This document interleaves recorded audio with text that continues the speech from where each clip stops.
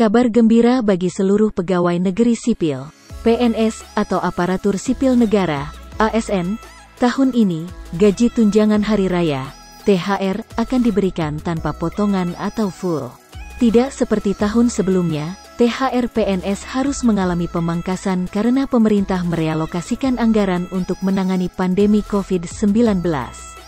Tahun ini dijanjikan akan kembali diberikan secara full. Lalu kapan pencairannya? Pencairan dana THR umumnya dilakukan Kementerian Keuangan, Kemenkeu. 10 hari kerja atau 14 hari sebelum Hari Raya Idul Fitri. Jika Hari Raya jatuh pada 13–14 Mei, maka THR diberikan paling lambat di awal Mei tahun 2021. Direktur Jenderal Anggaran Kementerian Keuangan Isa Rahmatarwata mengatakan, saat ini pihaknya masih membahas skema pemberian THR PNS. RPP, Rancangan Peraturan Pemerintah, sedang dibahas, ujarnya kepada CNBC Indonesia.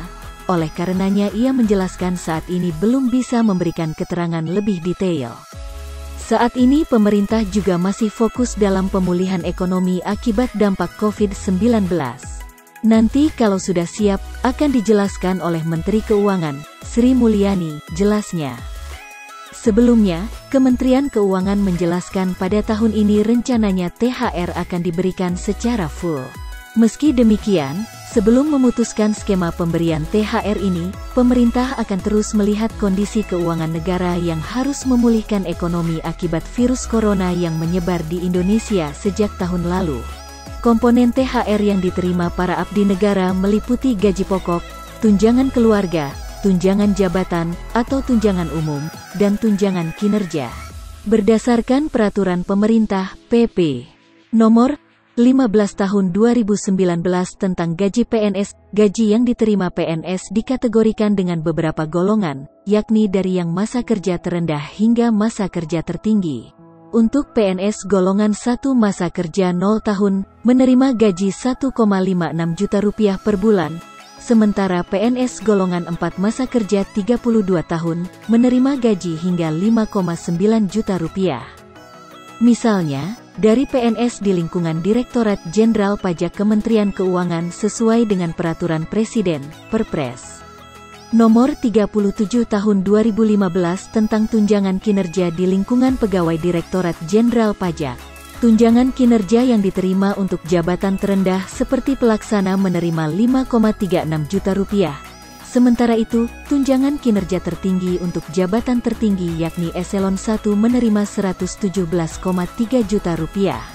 Artinya, THR yang diterima PNS dengan menggabungkan gaji pokok dan tunjangan kinerja untuk jabatan terendah mencapai Rp6,92 juta.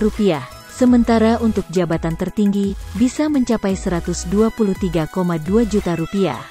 Besaran THR yang diterima PNS di atas belum mencakup tunjangan-tunjangan lainnya yang dimasukkan dalam komponen gaji, seperti tunjangan keluarga dan tunjangan jabatan atau umum. Namun, perlu dicatat bahwa tunjangan kinerja yang diterima PNS Direktorat Jenderal Pajak memiliki dasar penghitungan baru yakni memperhatikan nilai kinerja pegawai, NKP, prestasi kerja, dan kontribusi pegawai. Artinya, tidak semua PNS pajak mendapatkan tunjangan kinerja yang sama. Hal ini dikarenakan basis penghitungan yang digunakan untuk pemberian tunjangan kinerja berdasarkan kinerja masing-masing PNS. Sebagai catatan, simulasi yang dilakukan hanya mengacu pada satu instansi. Setiap kementerian lembaga memiliki dasar sendiri dalam menentukan tunjangan kinerja bagi para pegawainya.